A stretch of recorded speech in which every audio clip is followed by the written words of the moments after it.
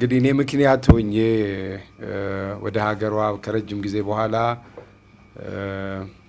ታዋቂዋ ጋዜጠኛ ሄርሜላ እንድትመጣ ፍሎሩን ለማመቻቸት መቻሌ በጣም ደስተኛ ነኝ። ብዙ ለሀገሯ ልትሰራበት የምትችለው ፖቴንሻል እንዳላት ስለማየው ስለማቀው ስለምከታተላት ጥሬን ተቀብለው እንመጣለን ባሉ ሰዓት ደስተኛ ነበርኩኝ። ዛሬ ሀገሯ መጣ አይታለች እውነታዋን። ነገር ደግሞ ሀገሯ መጣ የምትቀርበትን ፍሎር ማመቻቸት የሁላችን ድርሻ ይሆናል። እንደነዚህ አይነት ታዋቂ ብዙ ቻሌንጅ አልፈው በኢንተርናሽናል ሚዲያው ላይ እውቅና ያገኙ ሰዎችን ባለመኖራችን ብዙ ኢትዮጵያ ተጎድታለች ብዬ እላለሁ። እውነታን መናገር ያልቻልንበት ሁኔታ ተፈጥሮ ነበረ ሀገራችን በቅርብ ባሳለፈችው ሁኔታዎች ላይ። ከእንግዲህ ወዲህ ግን መጀመሪያ ከነበረው ስህተት ተምረን ሁለተኛ ስህተት ያለመድገም አለብን ብዬ ነው የምለው እና በተቻለ አቅም ሄርሜላንና በእሷ ደረጃ ያሉ እውነትን የሚናገሩ ጋዜጠኞችን ከየትኛውም ዓለማት ወይም ከየትኛውም አጥናፋት ላይ ሰብስበን የሚናገር እውነትን የሚናገር ሚዲያ ለመፍጠር እንሞክራለን። እንግዲህ ማየት ማመን ነው። ሰላም መሆኑን ሄርሜላ መታ በአካል አይተዋለች። የተሆነውንም ሁኔታ እኔ ጋዜጠኛ አይደለሁም፣ እሷ ስትናገረው የበለጠ ያምራል። እውነት ነው። ከኋላችን ደግሞ ያስቀመጥነው ሞቶ የሚታየው ኢትዮጵያን ይከፍታል ብለን የምናስበው ፕላትፎርም ካሽጎ ነው። ኢትዮጵያ ለረጅም ዓመታት ምንም ገንዘብን ወደ ሀገር የምናስመጣበት መንገድ የለንም ነበር፣ የራሳችን ፕላትፎርም። ያ ባለመኖራችን በአመት እስከ $1 ቢሊዮን ድረስ በኮሚሽን እዛው ውጭ ሀገር ይቀርብናል። እኛ የምናወራው ብዙ ጊዜ ስለ አገዋ ነው። ከአገዋ የበለጠው ግን ላለፉት 30 ዓመት ኢትዮጵያ በከፍተኛ ደረጃ ሰፈር እያደረገችበት ያለው በሪሚታንስ ላይ ያለው ክፍተት ነው። አሁን በዓለም አቀፍ ደረጃ ከቪዛና ከማስተር ካርድ ጋር በመተባበር ነፃ አገልግሎት የሚሰጥ ፕላትፎርም ዘርግተን ላለፉት 5 ወራት አካባቢ በሚሊዮን ዶላር ወደ ሀገራችን ማስገባት ጀምረናል። በዓለም አቀፍ ደረጃ ከ35 እስከ 50 ሺህ ዩዘር ላይ ደርሰናል። ስለዚህ ዛሬ ኢትዮጵያዊ ወደ ሀገሩ ገንዘብ መላክ ከፈለገ እንደ ዋትሳፕ እንደ ቴሌግራም ሁሉ ካሽጎን ዳውንሎድ አድርጎታል። በማንኛውም ሰዓት $5 ጀምሮ በሰከንድ ውስጥ ለፈለገው ቤተሰቡ ወይም ለሀገሩ መርዳት የሚችልበት ፕላትፎርም ስላለው ከዚህ ቀደም እንደሚያወጣው ብዙ ገንዘብ ለሪሚታንስ ካምፓኒዎች ማውጣት አይጠበቅበትም። ሀገሩም ልቡም እዚህ እንደሆነ ሁሉ አሁን ደግሞ በእጁ ላይ ሀገሩ መድረሻ ፕላትፎርም ሰርተን ሰጥተናል። ብዙም ከዚህ ጋር ሪሌትድ የሆነ ነገር ባይሆንም በዚሁ አጋጣሚ ደግሞ የተጀመረውን ነገር ማስቀጠል ማሳወቅ አስፈላጊ ስለሆነ ነው ስለዚህ ሜንሽን ያደረግነው። የሆነ ሆኖ ሄርሜላ እንግዲህ ጉዞዋን ጨርሳ ወደ ሀገሯ ከመመለሷ በፊት መጠየቅ የምትፈልጉት ማወቅ የምትፈልጉት ነገር ወደፊት ምን ማድረግ ትፈልጋለች፣ ምን መርዳት አለብን፣ ምን ልታስተምረን ይገባል የሚለውን ነገር እንድታውቁን ይህንን መድረክ እንዲዘጋጅ ከውጭ ጉዳይ ሚኒስቴር ጋር በመተባበር ያዘጋጀ ነው። ስለዚህ የጥያቄውም የመልሱም ባለቤት እሷ ስለሆነች አጠገብ ያለች ወደ እሷ ጥያቄውን አሳልፋለሁ። ስለነበራት ስለ አክብራ ስለመጣች አመሰግናታለሁ፣ ከልቤ አመሰግናታለሁ። ለወደፊቱም ደግሞ አገሯ መታ ማንኛውንም ለማድረግ ማንኛውንም ስራ ለመስራት ላላት ሀሳብ አንድ ወንድም እንዳላትና ከጎኗ እንደምቆም በእናንተ ፊት ቃል ለመግባት ፈልጋለሁ። አመሰግናለሁ።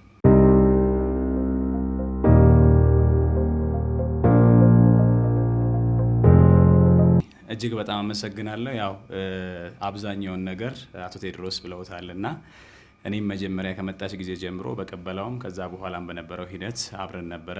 እንደ ውጭ ጉዳይ ሚኒስቴር ከፍተኛ የስራ ኃላፊዎችም ጭምር ደስ ብሎን ነበር የተቀበልነው።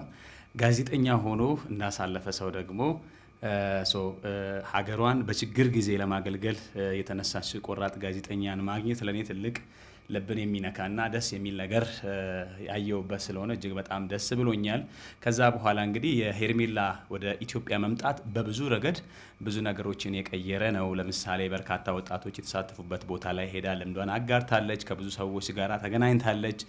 በቀጣይ ደግሞ የኢትዮጵያን ብሔራዊ ጥቅምና ሀገራዊ ክብርን በሚያስጠብቅ መልኩ እንዴት መስራት ይቻላል የሚለውን ነገር ከብዙ ልጆች ጋር ሆና ተነጋግራለች።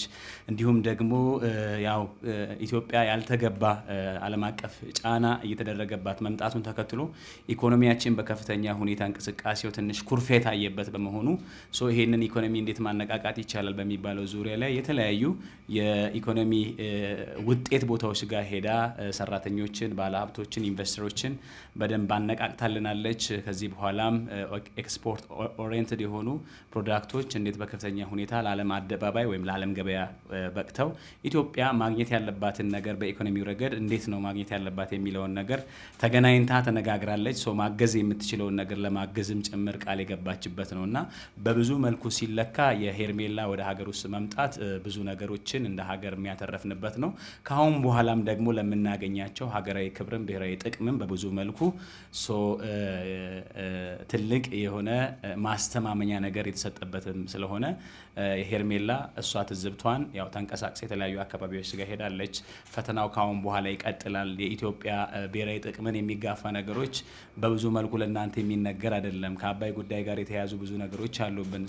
በጋራ የምንዘምትባቸው ዓለም አቀፍ የዘመቻ አውዶች ከፊታችን አሉና ካሁን በኋላ የምንሰራቸው ነገሮች እሷም ለሀገሯ ማበረከት ያለባት ነገሮች የቤት ስራዎችም ጭምር ብዙ ነው። ብዙ እዳ ተሸክማ ነው የምትሄደውና ብዙ ነገሮችን ስላየች በኋላ ትነግረናለች። ሌላውና ትልቁ ነገር ደግሞ የቴዲን የምጋራው እሷም ቃል ገብታልን እንድንሄድ የምፈልገው ነገር ኢትዮጵያ ጥቅሟን ልታስከብርበት የምትችልና በዓለም አቀፍ ደረጃ ልትወዳደርበት የሚችል ጠንካራ የሆነ ያለችበትን ቀጠና የሚወክል ጠንካራ የሆነ ዓለም አቀፍ ሚዲያ ያስፈልጋታል። ባለሀብቶች እየተነሱ ነው የሚገኙትና እንደዚህ አይነት ሀሳብ ይዞ የመጡ ሰዎችን በምትችለው ነገር ሁሉ ትደግፋለች ብዬ አስባለሁ። እርግጠኛም ነኝ ደግሞ ምክንያቱም ሀገር ወዳድነቷን በችግር ጊዜ በፈተና ጊዜ ስላሳየችን ከአሁን በኋላ እንደዚህ አይነት ነገሮች ሲመጡብን ቀድመን ለመከላከል ሳይሆን ቀድመን አጀንዳ ሰጪ ለመሆን እንደዚህ አይነት ጠንካራ ሚዲያ ስለሚያስፈልገን በዛም መልኩ ታግዘናለች። በጥቅሉ ግን እንደ ውጭ ጉዳይ ሚኒስቴርም በአጠቃላይ እንደ አንድ ወጣትም የተሳካ ጊዜ ነበራት። ከአሁን በኋላ ብዙ ነገር ለሀገሯ ታደርጋለች ብዬ አስባለሁ። መልካም ቆይታ ከሷ ጋር።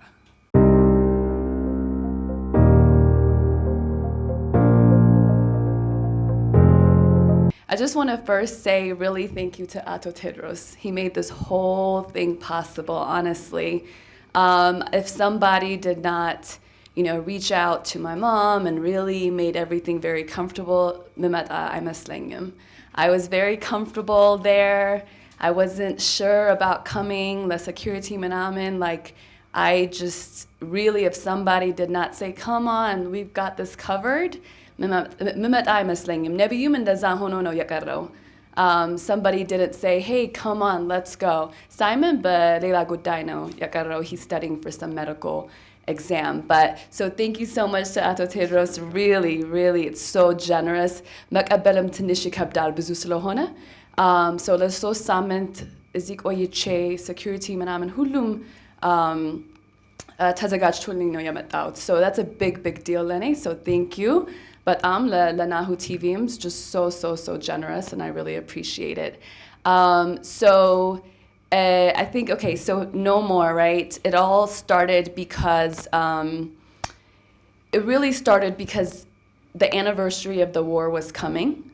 And this is actually, I think, a good lesson. And ahead of it, a couple of weeks ahead of it, we came together, a few like-minded people, actually several. Nebiyuna Simonsum Bichana Mitara bin Buzu alu. Wasi, Ayu, Meron Ahadu, Kaele, Buzu alu. So for anniversary, ይሄ ነው ጊዜያችን ታሪኩን ትክክል ለማድረግ correct ለማድረግ ሌላ the other side በጣም strong እንደሚመጡ አውቃለሁ አይደል? It's a 1 year anniversary hashtag ምናምን genocide ብሎ like they're gonna come to bring a lot of the same data. So the reason that's important is planning is important. So foreseeing something, so 2-3 weeks ahead, we thought, okay, the anniversary is coming. We have to do something. We came together. We said everything is happening on Twitter, whether we like it or not. You must not anyway. What is going to be the hashtag we use? We thought, okay, Ethiopia facts, Ethiopia truth, and I have to give a lot of credit to Simon. He said, no, do something different. Do something different. Are you sure, Adkuth, like, are people going to understand if it doesn't have the word Ethiopia in it? He said, yeah, just let's try something different. Other hashtag like bring back our girls or hashtag me too, those don't say the word that they're talking about, but they still did really well. So we had a phone conversation. I'm throwing ideas out. He's throwing ideas out. I said, hashtag no more. Just like that. I remember where I was. I was in my bedroom. So, and it was, because he pushed me. It's really important to try to push each other, to try to think of something different. ብዙ ጊዜ የሚመቸን ነው የምናደርገው የሚመቸን ስናደርግ ልዩ ለውጥ አያመጣም አይደል? So we took a chance with no more and it felt right. It worked. And then a lot of work went into it. I mean, graphic artists, writing, researching, just grabbing everything that we had, creating a link tree, teaching myself how to do a link tree. There's just so many things that were new to me. For a lot of people too, they were learning things along the way. You make mistakes, you fix them. And then, what made it possible is everybody jumped on. They said, okay, like signed on. It doesn't matter how amazing your idea is. If people don't work with you, I said no, right? It doesn't go anywhere. So everybody, no matter their politics, no matter where they're from, Ethiopia and Eritrea, our allies, anti-war allies from Answer Coalition, the Black Alliance for Peace, which is anti-imperialist. Simon had connections with them. Eugene Puryear, which a lot of you probably know from Breakthrough News, really signed on with us. And it was beautiful because I've never seen a protest centered around what's going on in Ethiopia or Eritrea that included non-Ethiopian or Eritreans. And there was something about that just felt, okay, we're onto something. ብዙ ጊዜ, like, it's a very narrow mind or narrow topic. It's not narrow mind, but narrow topic. And so people say, okay, it's just the Ethiopians talking about Ethiopia or Eritreans talking about Eritrea, like it has nothing to do with us. But I think that why No More was so powerful is it's not just about us. It's about people being able to tell their own stories. It's about the media that we trust and respect. CNN still, like, it's like up here, right? People used to say to me, "Mache no CNN with Gabi, mache no CNN with Gabi." Why? Because it's like considered the top, right?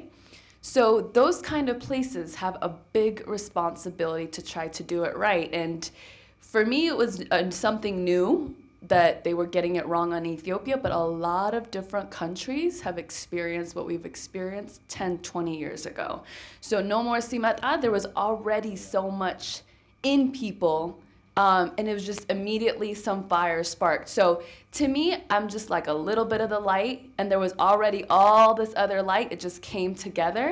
And then Xavier Males, so that's, I think, what made it really successful. Are we doing a question and answer, or should I just keep going?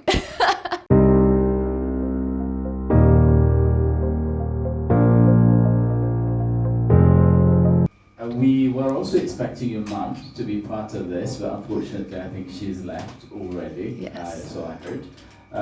But I'd like, you to just say a few also inspired you and the role she played in this. My mom, as I'm sure you guys know, has her own mind. Very, very independent, very, very strong, very, very nagaranya. Like really, really. Like I can't compete, to be honest, on that level. I'm a little bit of a modern person in that sense, but you know, she went through a lot. She grew up in Tigray at the time where there was war. She was able to get out and go to Addis and finish her schooling there. She was separated from her parents for a long time. During the 17-year war, her father passed away while she was in college, and she didn't see him for years. And I'm sure ያ ታሪክ like ልዩ አይደለም ብዙ ሰው እሱን they went through that, right? ያን ጊዜ you can't just travel back and forth. Imagine የ17 ዓመት ጦርነት. So she knows war really well. She hates it. ብዙ ጊዜ የምትለው I'm sure አቶ ቴድሮስ knows መቼ ነው ለጦርነት ማልሰማው ነው የምትለው, you know, because her whole life has been like that. So she really loves school, like loves academia.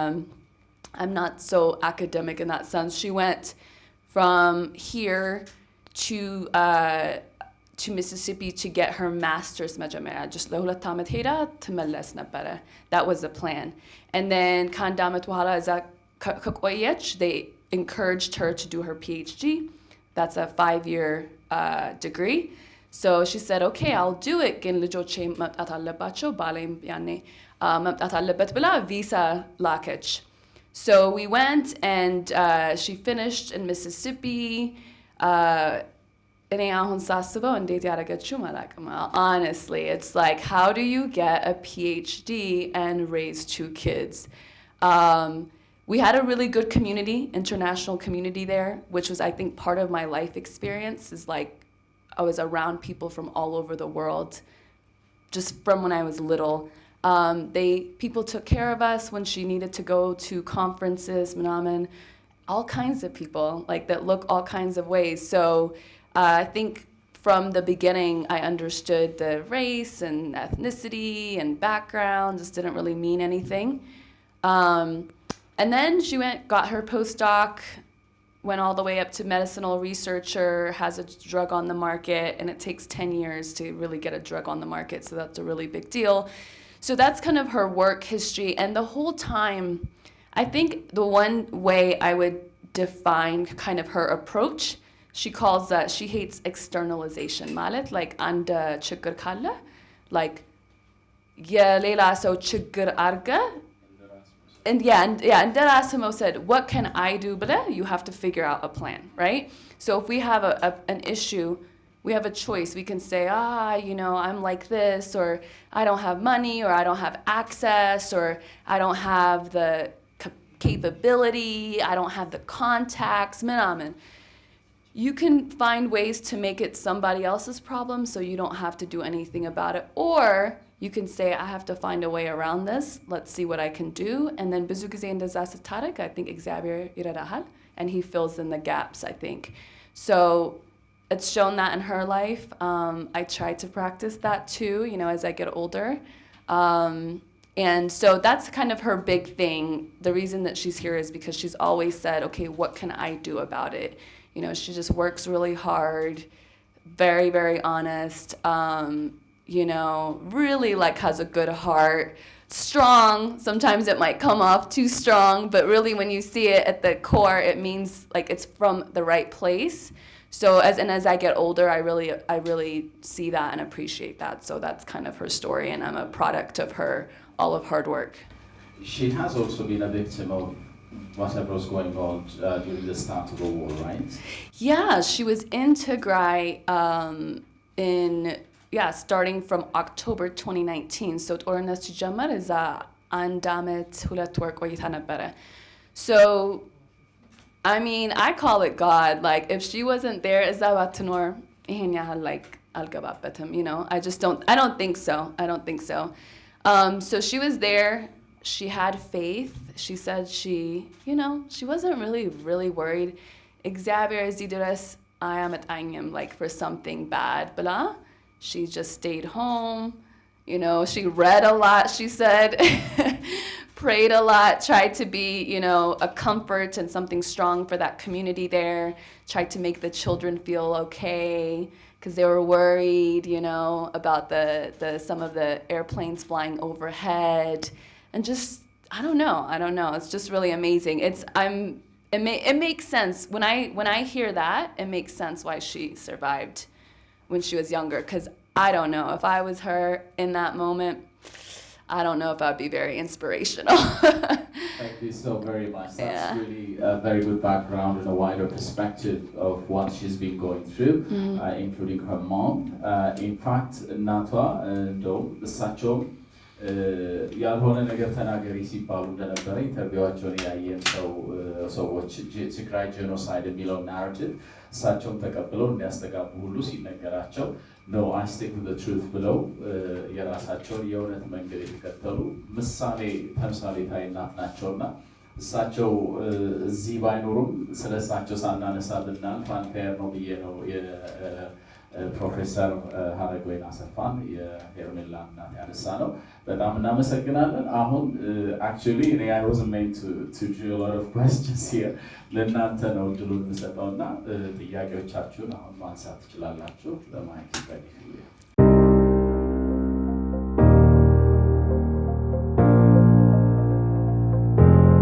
My first question is about No More movement. I told you in the training session on Monday, some critics say no more movement has to go beyond the rallies and Twitter campaigns. So what's the next steps for the No More movement in terms of new themes or strategies or goals? And also I saw recently trends in social media platform, people using the No More hashtag for current Ethiopian affairs, including the release of the prisoners and other issues. Do you have? Can you comment on that? How can you see that? And also, the No More rally was supposed to go ahead 3 weeks ago, but it was postponed. Do you have any information? This rally still go ahead as planned, or it was cancelled? My second question is recently in the social media there are a lot of photos circulating. You and the mother met with the Prime Minister. If that was the case, could you tell us the talking point? Do you have any meeting with the Prime Minister? What are the discussion points? Thank you so much. So the meeting with the Prime Minister was very brief, so there wasn't really very much we were able to talk about. It was just a quick greeting during the inauguration of the Defense Headquarters.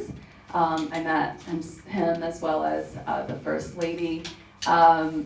You know, there wasn't that much to talk about, but I will say, I know this sounds really silly, but I had a pin on my dress that fell, on my sleeve that fell. And the First Lady actually bent down to the ground to pick it up. I just thought that was amazing. There are very few people that high up or in those high positions, but no way. Most women would just be like, I don't even see that, right? Because for them, like, we're death now, like to go down and pick up something. I think that is amazing. You know, that kind of sort of personality and humility is what's, from that meeting, that's what stood out to me. So I just want to give her a little bit of credit for that. I said it in private to some people, but this is a good opportunity to say it out loud. In terms of the No More movement, so everything has to evolve, right? First of all, we have a website, nomore.global. On there, we have a mission statement that makes it very clear what the mission is about. So the website was a big deal for us. It's a good website, actually. It's really hard to get websites done. Henok, I think Gabra's Gab here, maybe some version of that is who did it. I know him, but his last name escapes me. It's a good website. He's done websites for Walmart and other places, so it has a lot of parts to it. So I'm proud of that. And the next step is to continue to create content around it. So I think, and this is like it came from God. Somehow the relations between the United States and the Prime Minister's office here has changed, at least on the surface. It is invited that kind of conversation. It's called diplomatic relations. It's really unusual for two major countries to not talk to each other, particularly in such a time of crisis. And so I just want to celebrate that. I think I've talked a little bit about this. We're saying no more to some of these things like Western intervention, war. I cannot wait till this war is over. You know, I know that it started a little bit different, but right? I just don't know what to do. I don't know what any of us can do, right? I think it's going to take some divine intervention and the government coming up with some creative ideas to get those people in Tigray out of this situation. So I don't know how much more we can keep talking about that, the war in terms of no more, because I don't know, I don't have a lot of solutions. I'm talking to a lot of people that have connections to there with the government, with the diaspora. But I think the conversation has to also move in different directions. Economic development is a big part of it. GERD is really on its way to actually opening. I think as journalists, we should all be paying attention to that. What went into making this happen? How is this going to change the lives of people here? There are probably a million stories we could do around GERD, and we need to start doing it now. Why? As soon as it opens, there's going to be an entire propaganda coming from the outside, from actors that don't want us to have it. So just the way that with No More, we thought, okay, this 1 year anniversary is coming, what can we do? We have to think the same way about, okay, GERD is probably going to open in the near future. What can we do to go on the offensive? We can talk about the people that work in those areas whose lives have been changed by the jobs that have been created. We can talk about what the energy is going to do for the people here. We can talk about how this is going to change the lives of women and mothers, which is something I've heard is important. So that's what I'll say about No More. And then also just kind of connecting with other African stations. So if your station is in English, there's no reason why you shouldn't be connecting with stations or companies in Kenya, Uganda, wherever it may be, Burundi. Let's break those walls. There's no reason. Language is a barrier for sure, right? But if you have an English program, why not reach out? If you have an Arabic program, why not reach out to Arabic programs elsewhere? Otherwise, everyone's in their narrow hole, and then you just don't make connections. The rally. So this is my perspective on the rally. So the first time it was scheduled, if that news about the releases didn't come out, I think the rally would have been fine. But because it came out and the reactions to it were very intense, it no longer made sense to have that rally because we needed to have a conversation about what those releases meant, and it took time. No More did release a statement eventually. It took us, I think, a week and a half. Why? Because we wanted to learn what this meant. There was a lot of pressure. Put out a statement. What do you guys think? I don't know yet. Right? I need to understand what this is. And that's really what we have to do as journalists. The first thing I could do is say, I just recognize people's feelings. I get it. These names are very triggering for some people, some of them, and then others can be concerning about what's to come. But I put out something on Twitter just saying, I understand people's emotions, but let's really challenge ourselves to be calm until we get more information. And then we did get more information. There was a little bit clarity. This was not amnesty. This was a pooling of the cases. If something was to happen, connection with these people and those that were with them that were released, then the system still has the opportunity to open up the cases again. And then, you know, what I noticed about, believe it or not, the releases of, you know, some of the TPLF leaders made some of the young people from Tigray feel something, right? And so if it makes them feel like a little bit of openness to then say, okay, like they recognize us, wow, that's huge, right? To me personally, this is just a personal opinion, whether Sibhat Nagga is in or out at this point at his age, it's not going to bring people back. as long as it doesn't hurt more people, as long as there's some sort of security apparatus around that, and as long as it brings young people to... Here's what I've realized. We all have egos, right? So you need to give people a reason to relax and come forward. If that's a reason, so be it. I think the same happened, personal opinion, not necessarily more speculation. Same with the United States. I don't think it was because of pressure the Prime Minister released those, and by the way, it wasn't him, right? It was through that reconciliation group. I don't think that was a U.S. pressure, because what do they care if Subhatnika or Jawar, or like, what is that really doing for the United States? It does nothing for their interests. But it looks like Ethiopia is making concessions, and now they can say, because Ethiopia is making concessions, we can change our tone. So it's PR, basically, in my opinion.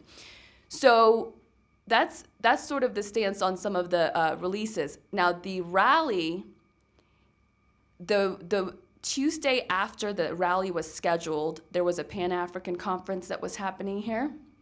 And I learned that that conference moved from somewhere else to the Sheraton just for security reasons.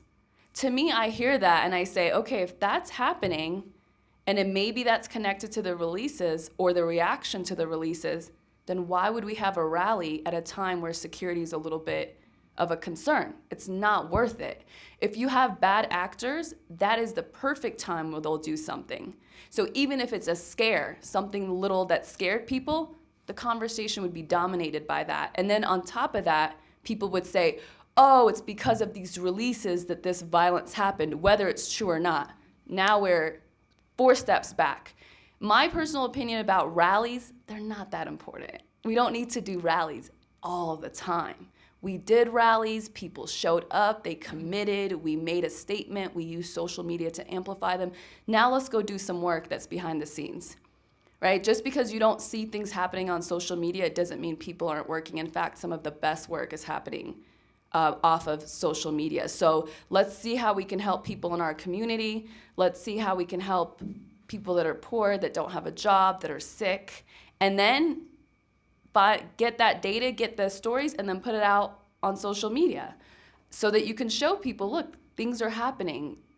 Somebody has said, do more. I think hashtag more this is a little bit better, but that's just my opinion. So we just need to go in the direction of development and saying yes to positive things, saying yes to development and unity and collaboration with other countries. And then I think I answered all your questions, right? Okay, thanks.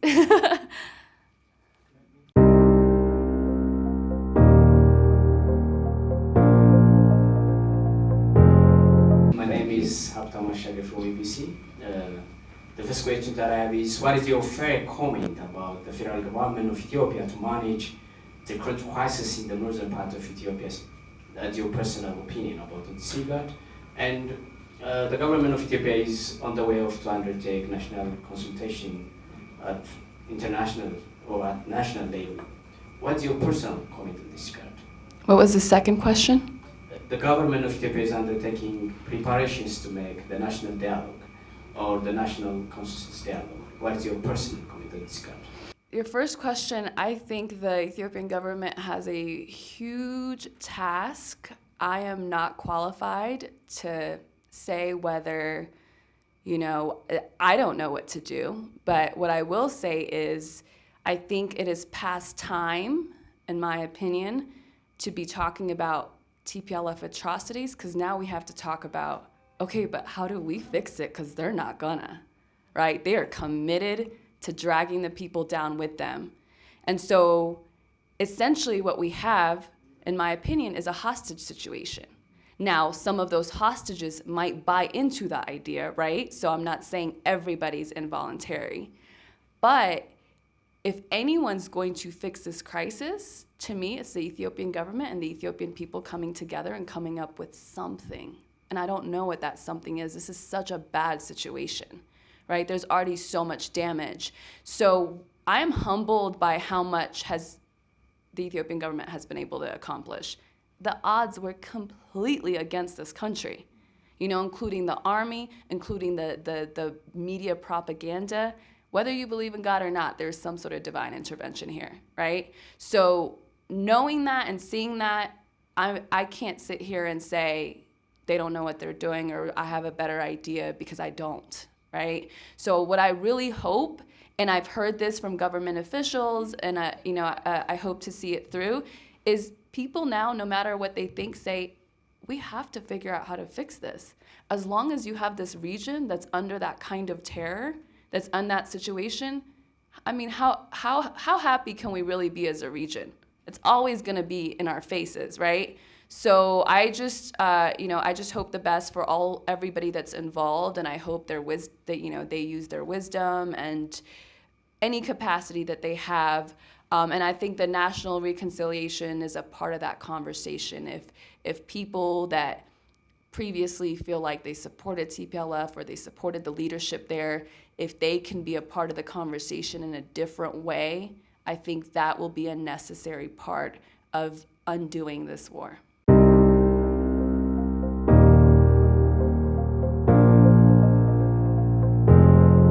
My name is Bram from ETHIOPIA. I have two questions only. My first question gonna be how the unintentional and unexpected decision made by the government could impact your and the team of hashtag no more role on your strong work to the advance of Ethiopian interests. That's my first question. And my second question is, right now, journalists here who are working in national or local media are working towards on US's and Western's wrongness and magnifying their mistake. But sometimes it is hard and may damage the relation of Ethiopia with other countries internationally. So what is your professional advice for journalists who are working, sometimes I can say it is against others, okay? It may be damage our relationship with others. So what's your personal advice for the media professionals? And thirdly, Haile Mikhail tried to mention the above, and you also, you always been articulating the hashtag no more moments on Western's influence or external powers and pressure on Ethiopia or against Ethiopia. But what about on other topic like a big international agenda? Now it's becoming a big international agenda and a giant development project approach to call Great Ethiopian Renaissance Dam. That's become both a challenge and also opportunities for us. So to say no more depend on colonial treaty of 1929 and 55. To say no more on using Nile River or water hegemony on Abai River. To say no more on using Nile alone for upstream countries. So what will be your effort for the coming time regarding to Great Ethiopian Renaissance Dam? For that matter, in case of GERD and in case of the current situation or crisis in Ethiopia, or conflict, the absence of international media organization to be reached for international audiences have been affected us. So how do you see the necessity of international media organization to Ethiopia to counter propaganda warfare? And finally, I would like to ask this question. What things can be considered as a challenge to you and your effort in case of working for national interest? Thank you. Can you explain about the website and on how we can help or we can participate on that in order just to with the No More movement? Thank you. You mean the No More website? Yeah. Oh, yeah. I know. We haven't done a good job on promoting it. We did have a Clubhouse discussion a couple of days ago at 9:00 p.m. our time. I think it was maybe Wednesday. We're still building it. What we want eventually is to have other people's content be on there, but it's going to take time to make sure we have the right partners. We don't want to present ideas that are too counter to what we're doing, although diverse ideas are important. Like, there's really not much to really say about the website yet. It's a work in progress. There are articles there. The biggest thing, Bahonsat, is since there's so much Twitter censorship Twitter ከሄድኩ you'll find me on the website, right? Simon and Nebiu are both off Twitter. So you'll be able to see what they have to say on the website. We will have a chat forum. We'll have an email listserv. That was the biggest thing we saw. I'm surprised I'm not shut down. I think it's because I have the blue check mark. It's a little harder to take me down. But the censorship was very aggressive. Very, very aggressive. The reason that Simon was taken off Twitter still makes no sense. And then Nebiu, they just reached whatever reason they could find and then still makes no sense. So the biggest thing was just to make sure that we can have our own space and we don't get separated if somebody gets censored. So thank you. It's a good question. Thank you and welcome home. And I'd like to thank Mr. Tedros for bringing you home. And I have a couple of questions for you. First, no more movement able to awake black race all over the world about neocolonialism, about anti-pressure, intervention in Ethiopia as well as Africa as a continent. And you did a great job out there. And what would be the next step of your number of that just could be about the development, working together, and others could just really have a rich continent in everything. So what will be the next step of the number of movement? And my second question is about institutions. As you know, a strong institution is what behind success of developed nations around the world, and what is the reason of the failed states in the world is just due to their vicious institutions, and what has to be there so as to have strong institutions in Ethiopia so as to bring sustainable development in the country. And my third question is just Ethiopia is a nation with more than 115 population, which is we don't have a big international media in the country that could tell the international community in the language that they could understand about the country. And what do you suggest from your rich experience? Thank you. Thank you. I guess the international media part is sort of my part, I think, in so many ways. But you know what? It doesn't matter if I start one. We all need to be a part of it. You guys have content that I'm not going to have. We're going to be collaborating. We're going to show up at the same press conferences eventually. So that's in the works. That's part of why I'm just leaving, because I need the time to really focus and plan that out. And then make sure that, whatever investments or collaborations I have, I still have the editorial independence. ብዙ ጊዜ corporate media ሲባል, it's because so many people invested their money and now they want to tell you what stories to tell and not tell. So for me to counter corporate media, I can't have another corporate media, right? So I'm trying to figure out how to stay independent, how to get the right people. But in the meantime, you guys are already established, so just switching up the ways you're telling some of the stories, keeping like the international media in mind. In terms of institutions, I think for the long-term sustainability of this country, absolutely our institutions have to be reformed.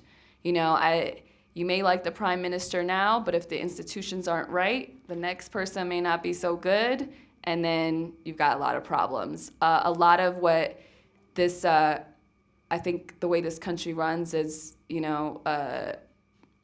what's the right way to say it? There is not the same checks and balances. Like the United States, you have the House and the Senate. It takes forever to get anything done, but it's also really hard to undo the country overnight, right? So we need something like that where it's, more of a balanced parliament, and then judicial institutions and all of that. But I think right now is a really tricky time to talk about it because we're literally in the middle of a war.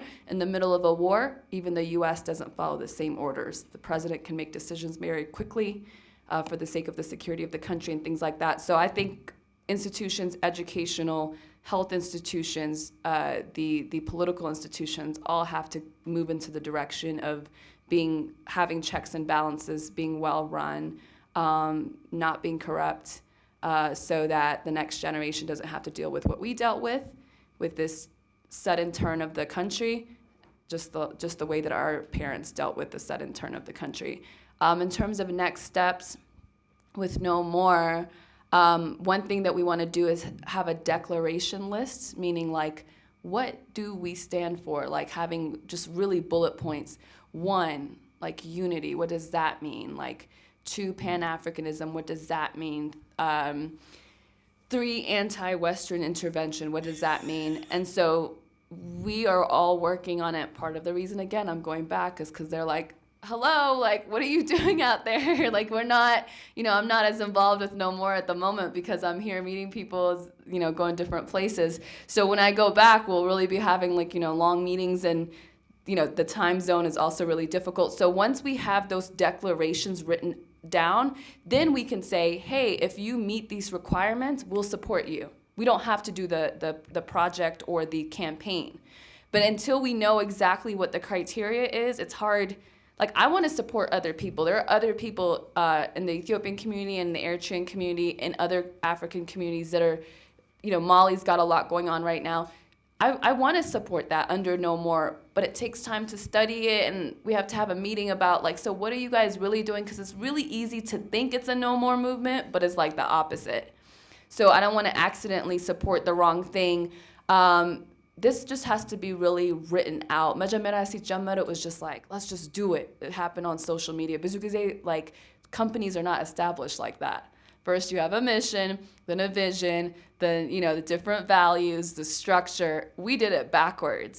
So just be patient with us. Once that structure is in place, there will be so much more decentralization that is possible without losing the value of No More.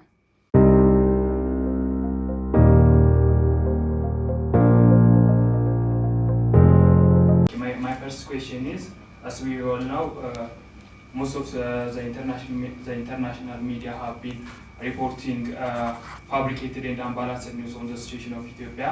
I like that you have been struggling on behalf of the truth, and you have been exposing the atrocities committed by the terrorist TPLF and its allies. How do you feel the gap between the media organization you are working for and your profession? How do you maintain your profession neutrally? Just I wanted to know the challenges you have passed through. And my second question is, can you say that the international media practitioners are not well informed about what's going on here in Ethiopia? Why they are giving a deaf ear to the suffering of civilians? What's the reason behind it? Just I want to know that. And the third question is, what should be taken as a solution in order to counter or in order to tackle the pressure of the international medias? Thank you.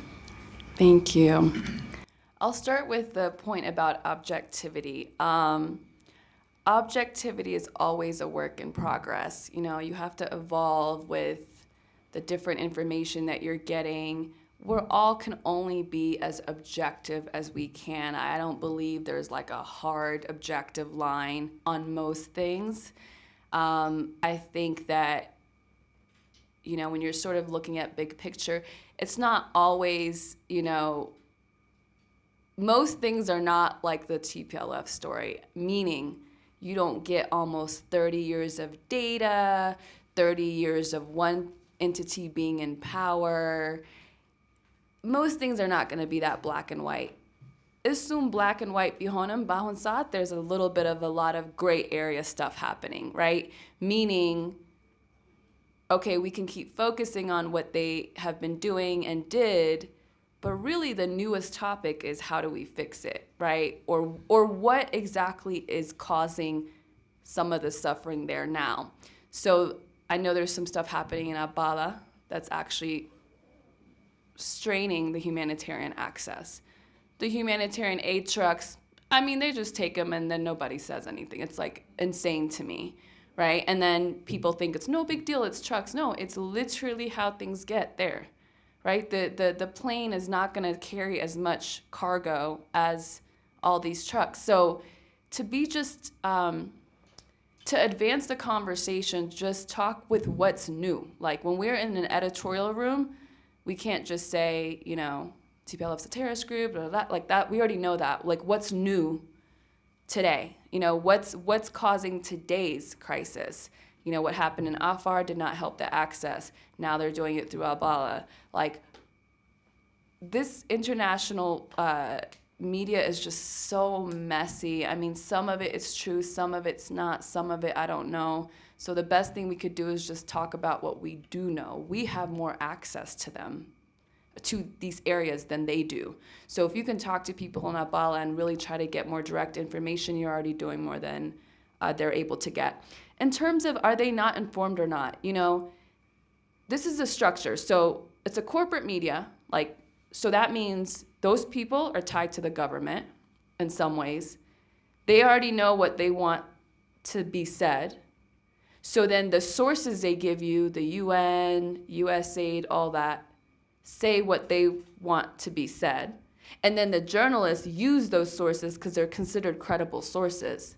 So I think on a lower level, like on a journalist level, I don't think it's bad intent. I think they're just using whatever sources they have.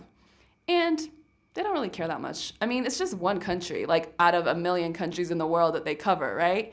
There's specific journalists like New York Times' Declan Walsh, AP's Kara Anna, Nima El-Bagir, who seems to have left us alone, finally.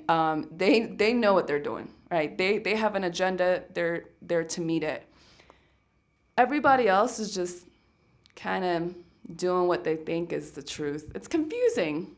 It's confusing. For someone who's not Habesha, it's actually really confusing, right? So I would just say, you know, if we're strong in our storytelling, we won't have to talk about them anymore. But it's going to take time to be able to compete on that level. You counter it with just good information. Just very specific, very specific. It doesn't have to be big. Very specific. And then get it on Twitter. Get it on Twitter in English. Get it on Twitter in an easy way. 140 characters or a graphic. People...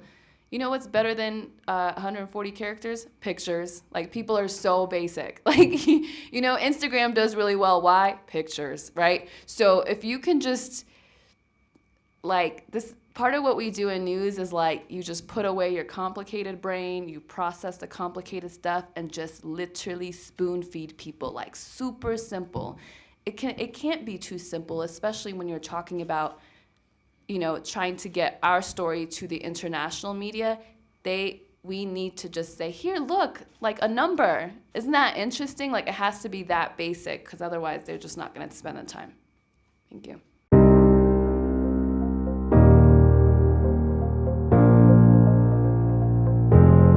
It's easy for me to speak in Amharic. So, የኖ ሞር ሙቭመንት በተጨባጭ በትዊተር በሶሻል ሚዲያው ላይ ለውጥ እያመጣ ነው። በምንፈልጋቸው ናሬቲቮች ለዓለም ለማሳየት ብዙ አግዟል። ብዙ ለውጦችንም ለኢትዮጵያ አስገኝቷል። ግን እኔ ማየው ይሄ ዘመቻው ጥረቱ ግሎባል መሆን ይችላል ብዬ አስባለሁ በግሌ። ለምሳሌ የካሪቢያን ኮስችን አለ፣ የብላክ ላይቭስ ማተር ሙቭመንት አለ። ከነዛ ጋር ኢንተርኮኔክትድ ማድረግ ይቻላል። ጥያቄያችንን ግሎባል ማድረግ ይቻላል። እና ወደዚህ ሙቭመንቱን ለመውሰድ ምን ጥረት አለ ወይም ምን ታስባላችሁ? አንድ የኖ ሞር ሙቭመንት ቲምን መጠየቅ ፈልጋለሁ። ከዛ ውጪ የግላዊ ጥያቄ ማንሳት ፈልጋለሁ። ፓርቲኩላርሊ ስለ እናትሽ በልጅነትሽ ወይም ስታሳድግሽ ስለ ሀገር ፍቅር ምን ትነግርሽ ነበር? እንደገና ደግሞ ስለ እውነት ስለመቆም ለምሳሌ አንቺ ብቻሽን ነው ስትቆሚ ያየነው፣ ብዙ ተጋፍጠሻል ለእውነት በመቆምሽ። ስለ እውነት ለመቆም ምን ትነግርሽ ነበረ? እነዚህ ነገሮች እስቲ መልሽ። Thank you. Good questions. I'll start with the question about my mom and the love for country. We didn't talk that much about, you know, where we're from, whether it's from Ethiopia or Tigray. I don't know. It just wasn't. I had that simate because I was born here, but we were just kind of busy learning the language, going through school. I loved I loved music. I loved Amharic, Tigrinya, Guraginya, whatever. I love music from the beginning. You put on music, I'll start dancing. But beyond that, there wasn't. It was more focused on just people, you know. There were good people in Mississippi that were different races, from, different countries, Korea, China, India, Ghana, Nigeria. Like, it wasn't so much like your Ethiopianness is like so, different. It was just like people. Like, and then of course we had a lot of Habesha friends and family, especially when we moved to Tennessee. So I think that I would argue that my love for the country came because of my love for like just basic truths in humans to begin with. So because of that, when I saw Ethiopia being presented in such a dark way, in such a dark time, it just so happens I'm Ethiopian, and so I was paying attention, and I'm just like, I think that's wrong, right? Leila agar bihonim, if I knew enough about it, if I was connected to it, I would think I would stand just as strong, I think. There's something, I don't want to say we're special because I don't like that kind of like language, but we're blessed. There's something blessed happening in this country. And it's not to say it's not happening in other countries.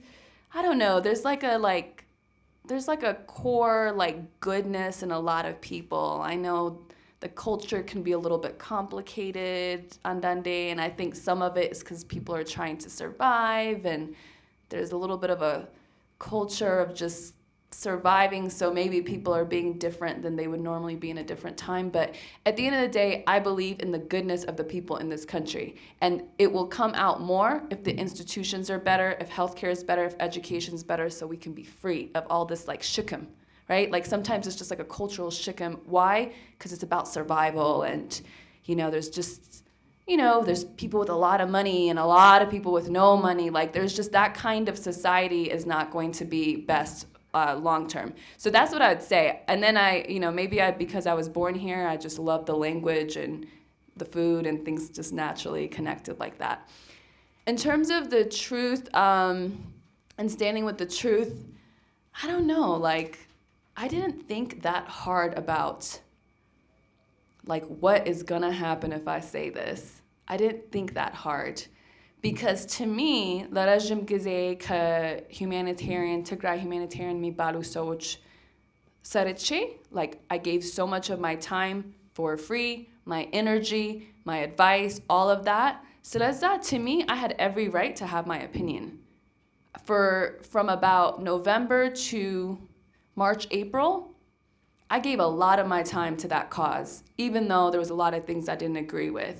So እሱን ሰርቼ, like, I have the right to say something is what I thought. Again, the question was, is this worth the headache that is going to come with it? For a couple of months, I said, Mom, I'm going to say something. Tell you what, like, just please, just don't even bother. Like, you don't know the society. Like, it's not going to change, or it's not worth it. And then መጨረሻ ላይ, I think it all happened in a way that it just made sense to say something. And then, of course, it became way bigger than I thought. I don't know. If I really, really, really believe in something and it's this wrong, we're talking about people dying because of a lie. So I'm free. Thank God I'm a free person generally, relatively speaking, who lives in the United States. I live in LA. ብዙም connections ያለኝም like deeply with people from different political spaces. እኔ ካላልኩት ማን ይለዋል? Right? Who's going to do it? People in Tigray are going to do it? Like, I don't have somebody with a gun to my head, like that's what I thought. If I was there as any as Zabanor, and there was somebody like me in the United States, and minim kalalu, it's a shame, because I don't want to be inconvenienced by all the attacks that are going to come. I still think it's worth it. It's definitely a headache, and it's affected a lot of things for me, but I would still do it all over again. Maybe I would be a little bit more softer about some of my language, but I still would say, I think what I believe to be true. And then to your third question about the global movement with No More, I mean, there's a lot of people here from different places, like from the Caribbean, some came from the States.